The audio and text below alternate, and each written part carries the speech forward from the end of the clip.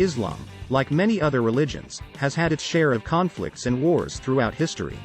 However, it's important to note that not all wars fought in the name of Islam were purely religious in nature, and many of them had political or economic motivations. One of the most significant early wars in Islam was the Ridda Wars, which occurred in the year 632 after the death of the Prophet Muhammad. The Ridda Wars were fought between various Arab tribes who had converted to Islam but then rebelled against the newly formed Islamic State after the Prophet's death. The wars ended with the consolidation of power by the first Islamic caliph, Abu Bakr. Another significant war in Islam was the Battle of Badr, which took place in 624 between the Muslims and the Meccan army. The battle was significant because it was the first major military victory for the Muslims, and it solidified their position in Medina. The Islamic conquests of the 7th and 8th centuries were a series of military campaigns launched by the Muslim armies against the Byzantine and Sasanian empires.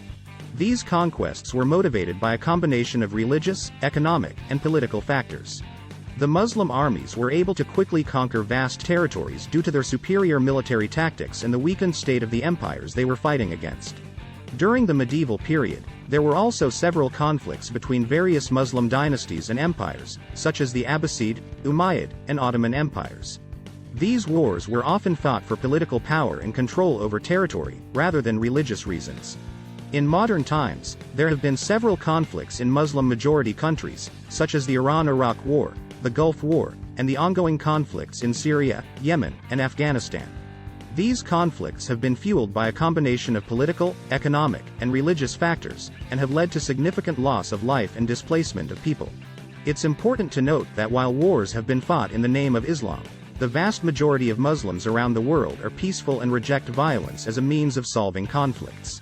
Additionally, many scholars argue that the Quran and the teachings of the Prophet Muhammad promote peace, tolerance, and the resolution of conflicts through dialogue and diplomacy. Bermuda Triangle. The Bermuda Triangle, also known as the Devil's Triangle, is a region in the western part of the North Atlantic Ocean where ships and airplanes are said to have disappeared under mysterious circumstances.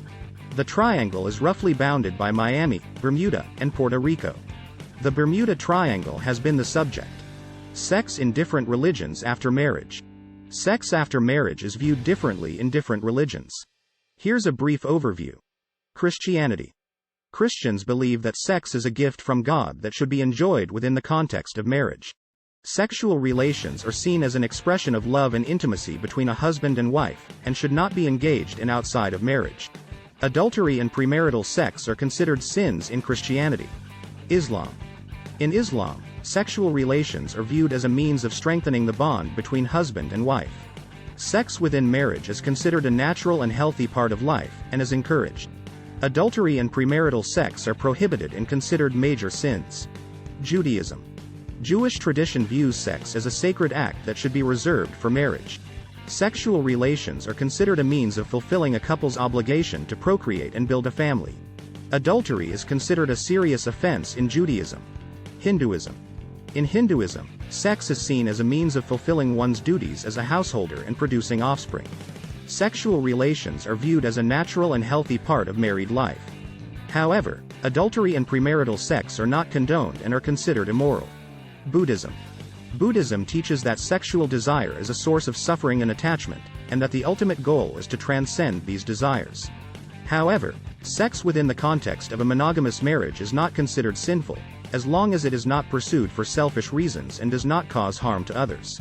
Overall, while there are some differences in the views of different religions on sex after marriage, there is a general consensus that sexual relations should be reserved for married couples and should be conducted within the context of love and commitment. Value of sex in marriage. Sex in marriage is highly valued in many cultures and societies, and is seen as an important aspect of a healthy, intimate relationship between spouses. Here are some of the reasons why sex is considered valuable in the context of marriage. Bonding and intimacy. Sexual intimacy can help create a strong emotional bond between spouses. It allows couples to express their love and affection for each other in a physical way, and can lead to feelings of closeness and connection. Procreation. Sexual relations in marriage are often seen as a means of procreation, and having children is considered an important part of many cultures and religions. Physical and emotional health. Regular sexual activity has been shown to have physical and emotional health benefits, such as reducing stress and anxiety, improving sleep, and increasing feelings of well-being. Fulfillment. Sexual activity can provide a sense of fulfillment and pleasure for both partners, and can contribute to a happy and satisfying relationship. Exclusive commitment. Sex in marriage is often seen as a way for couples to express their exclusive commitment to each other. It reinforces the idea that the marriage relationship is unique and special, and that the couple has a deep and meaningful connection. Overall, sex in marriage is viewed as an important and valuable aspect of a healthy, committed relationship between spouses. It can provide physical and emotional benefits, contribute to a strong bond between partners, and help create a fulfilling and satisfying life together. Sex before marriage. Sex before marriage, also known as premarital sex, is viewed differently in different cultures and religions. Here are some perspectives. Many religions, such as Christianity, Islam, and Judaism, consider premarital sex to be a sin. It is believed that sex should only occur within the context of marriage, and engaging in sexual activity outside of marriage is considered immoral.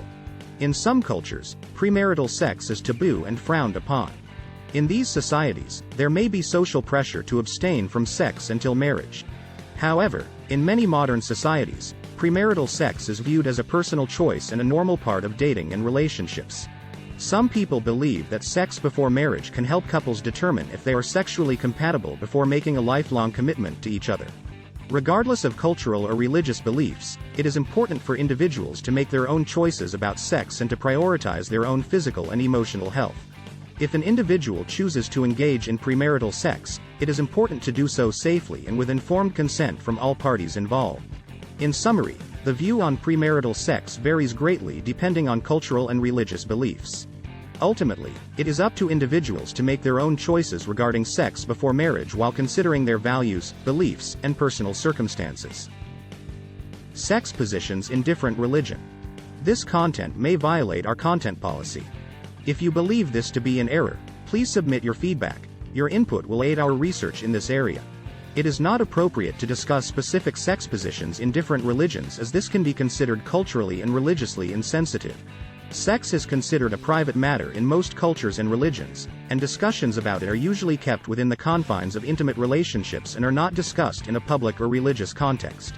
However, it is worth noting that different religions have varying attitudes towards sex and sexual practices.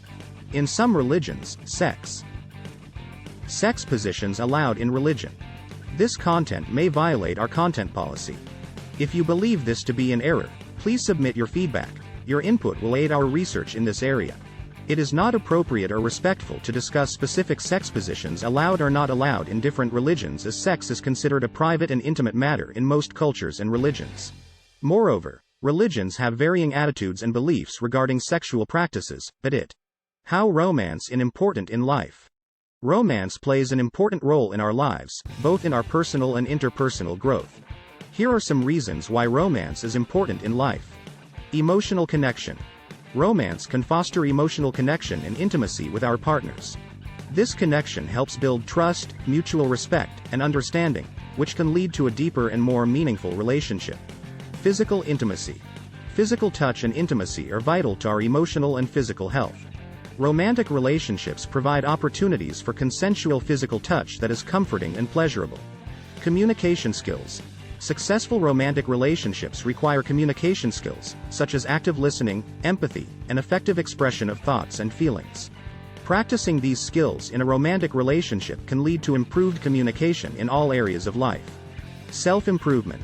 A positive and healthy romantic relationship can encourage personal growth, as it provides a supportive environment to explore one's own emotions, beliefs, and values.